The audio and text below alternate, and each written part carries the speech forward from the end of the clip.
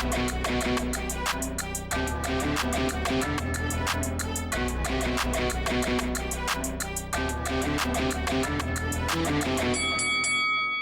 guys, welcome to Boxing Squared for boxing news and views from around the internet. Filip Hrgovic, David Adeleye, not a matchup I was expecting to get announced, and the first question on my mind is this too much too soon for David Adeleye? So this is going to be on the undercard on 16th of August of the Moses Itoma and Dillian Whyte card in Saudi Arabia, part of the Esports World Cup EWC 25 fight week. A couple of the fights on the card as well, but the ones we're interested, obviously, I've covered the Whyte and Itoma fight in another video. But Hrgovic and Adeleye, a really interesting one because, I was just like, how did this get made? But also, I mean, I thought David Adeleye was going to potentially run it back with Jamie Shakiva because, you know, last time out he was fighting Shakiva. There was a belt on the line, the vacant British heavyweight title, and there was some controversy. You know, the referee called break or called for the action to stop, and you had Adeleye catching Shakiva. He was clearly shaken up, hurt by it, and ultimately led to the end of the fight. I was expecting we might see that one again, but instead what we have is David Adeleye facing Filip Hrgovic, who's coming off a win and has fought at a much higher level, and you've got David Adeleye basically rolling the dice here. And remembering, David Adeleye with 15 fights on the resume, he's part of the Frank Warren stable, and I guess this is part of the whole matchmaking situation at Queensbury. Actually, we are seeing a few matchups of guys who are in the same stable. Frank Warren's got this massive stable. Not a lot of them have been sort of doing a round robin recently, but I guess this is now one of them, that it is an in-house fight. But yeah, 15 fights, and the caliber of opposition is certainly a lot different. But I guess at this point, David Adeleye, 28 years old, with the nickname Big D, which I've always thought is weird. Rolling the dice, wanting to sort of see how it goes. So he's bypassing British level, where he's fought exclusively. Remembering, up until the Fabio Wardley fight, you know, it was a little bit thin. It really was. And not so long ago, 4 years ago, there was the controversy in the Kamil Sokolowski fight. People probably forget that. But a lot of these fights here, not a lot of meat on the bones. And he had been away in America, and he, with a left hook, stopped Dimitri Bezos, and it was absolutely brutal. And that showed Adeleye had been on the improve, and ultimately put up a decent performance against Wardley, but was stopped in 7 rounds. Good performance against Solomon Dakers, and then, you know, he was down against on the cards against Jamie Shakiva. Was getting outboxed, looked a little bit one-paced. Wasn't a fantastic performance, but obviously the win is in there. The circumstances doesn't matter. Got the win. So Filip Hrgovic, you know, record of 18-1. He's a much more accomplished fighter in terms of what he's been doing of late, at least. The opponents who he's been facing, he's been actually fighting at world level.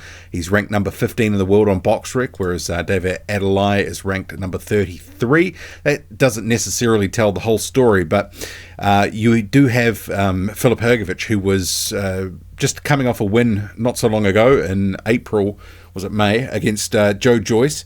It must have been April. You had Hrgovic coming into that one at short notice because Dillian Whyte was the original opponent.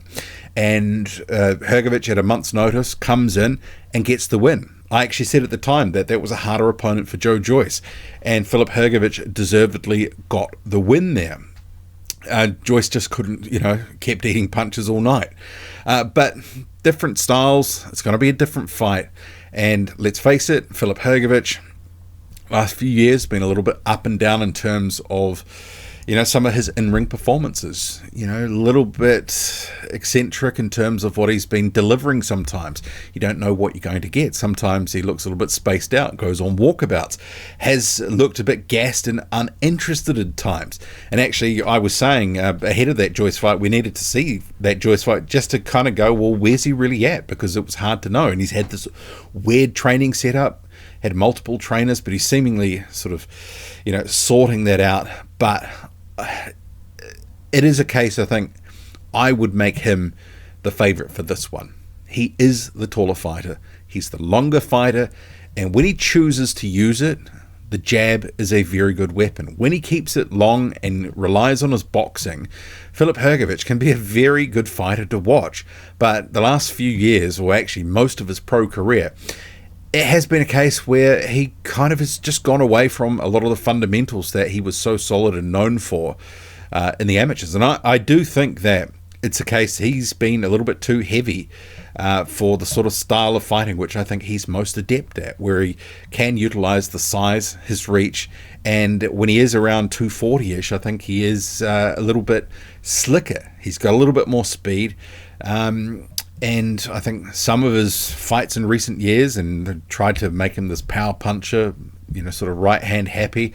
I think that's been at odds with the way that he can potentially fight in the heavyweight division, where he can kind of rely on more tools and have a little bit more finesse about him, work off the jab, use different shots, not just trying to be a knockout artist, which seems to be something that's been drummed into him.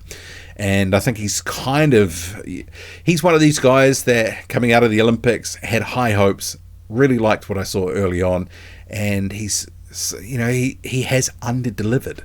But this is an opportunity, I guess, after stepping in against Joe Joyce, where he can kind of go, well, look, this guy's been at British level. I've been at world level. Certainly, maybe the Joyce fight you could consider was either fringe world level, European level, something like that. Maybe it wasn't quite a world level fight, but not too far away. But he's been operating at a higher level, and potentially he can go in there and sort of say, this guy has not, done what I've done. He hasn't been where I've been. I'm going to show him what's what and show that there's levels to this heavyweight boxing thing, and he's been at British level, and that's where he should remain. So it's all uphill for David Adeleye. I really think it is, but also it's a huge opportunity for him. He, after the Wardley loss and some of that controversy with the Jamie Shakiva fight earlier on in his career with, I guess, he's sort of shaken some of those things off. He has been getting better. He had some training out in America, and he's improved. He's looked quicker. He's looked better.